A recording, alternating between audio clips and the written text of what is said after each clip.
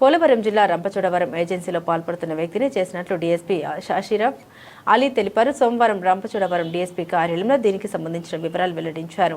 Addateegala police station పరిధిలో వాహనాల తనిఖీ నిర్వహిస్తుండగా బైక్పై వెళ్తున్న వ్యక్తిని తనిఖీ చేయగా వారి వద్ద నుండి కొన్ని బంగారు వస్తువులు గుర్తించినట్టు తెలిపారు. దానిపై పూర్తి విచారణ చేయగా అనేక గ్రామాల్లో దొంగతనాలు చేసినట్లు గుర్తించామని 14 లక్షల రూపాయలు విలువ చేసి ఆభరణాలు దొంగతనం చేశాడని డీఎస్పీ తెలిపారు. దీనిపై కేసు నమోదు చేసి దర్యాప్తు చేస్తున్నామని తెలిపారు. సో ఈరోజు ఎందుకు పిలవడం జరిగిందంటే మన పోలవరం జిల్లా పోలీస్ ఒక మంచి ప్రాపర్టీ థెఫ్ట్ కేసుని డిటెక్ట్ చేయడం జరిగింది. పర్టికులర్లీ అడ్డతీగల పోలీస్ స్టేషన్ వాళ్ళు. సో మన honourable DGP sir, IGP sir and SP sir ఆదేశాల మేరకు మనం ఈ డిటెక్షన్ అనేది చేయడం జరిగింది. సో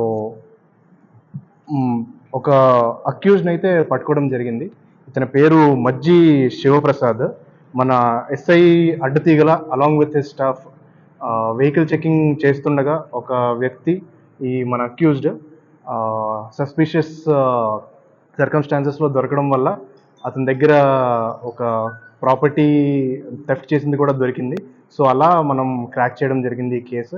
అలా అతన్ని ఇంట్రాగేట్ చేయడం జరిగింది. దాని తర్వాత మన సైంటిఫిక్ ఇంట్రాగేషన్ టెక్నిక్స్ ఏవైతే ఉన్నాయో ఇన్వెస్టిగేషన్ అది చేయడం వల్ల మనకేమని తెలిసిందంటే ఇతను 13 ప్రాపర్టీ థెఫ్ట్ కేసులో పాల్గొన్నారు. ఇతను 13 డిఫరెంట్ ఇళ్ళల్ని దొంగతనం చేసి ఆల్మోస్ట్ మనం చూసుకుంటే ఈ గోల్డ్ ఆర్నమెంట్స్ అంతా కలిపి ఒక 122.8 గ్రాములు అండ్ సిల్వర్ చూసుకుంటే ఒక 678 గ్రాములు. మొత్తం వీటి విలువ చూసుకుంటే ఆల్మోస్ట్ 14-15 లక్షలు దాకా వస్తుంది.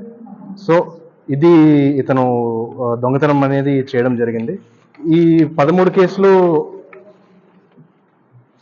ఎక్కడెక్కడ దొంగతనం చేశాడంటే ఒకటి అడ్డతీగల్లో, ఒకటి జడ్డంగిలో, ఒకటి 5 రాజవొమ్మంగిలో, ఇంకా దుచ్చరితిలో 1, వైరామవరంలో 2, గంగవరంలో 1, రంపచోడవరంలో 1, మారేడుమిల్లిలో 1 మన జిల్లాలో చేసిన దొంగతనాలు ఇతను మోడస్ ఆపరెండి మనం చూసుకుంటే ఏవైతే డే టైమే ఇతను దొంగతనం చేస్తున్నారో, ఏవైతే ఇల్లులు తాళం వేయకుండా వదిలేసి వెళ్ళిపోతున్నారో, లేదా తాళం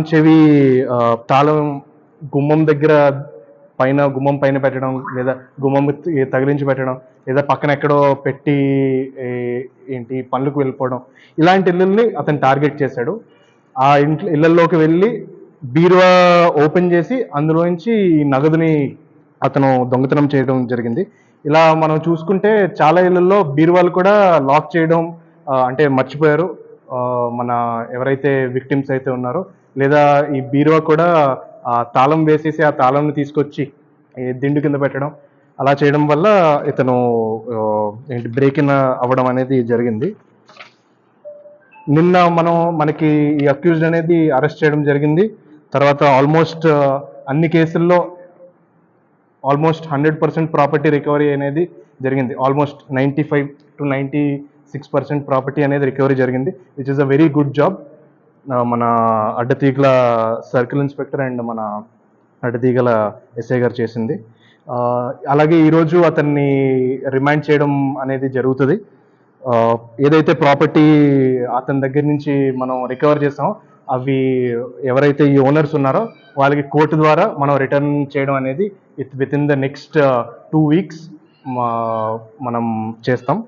ఇందులో ప్రత్యేకంగా మనం చూసుకుంటే వెరీ గుడ్ వర్క్ చేసిన వాళ్ళు అడ్డతీగల సిఐ గారు నరసింహమూర్తి గారు, అడ్డతీగల ఎస్ఐ వినోద్ గారు, అండ్ కానిస్టేబుల్ రాంబాబు గారు, కానిస్టేబుల్ దుర్గాప్రసాద్ గారు, అండ్ కానిస్టేబుల్ సురేంద్ర గారు. సో వీళ్ళ ఎఫర్ట్స్ అనేవి చాలా వెరీ గుడ్ కమెండబుల్ వర్క్ చేశారు. దానివల్ల ఈ 13 కేసులు అనేవి మనకి డిటెక్ట్ చేయడం జరిగింది. సో ఈ కేసుకి సంబంధించిన డీటెయిల్స్ అయితే ఇవి.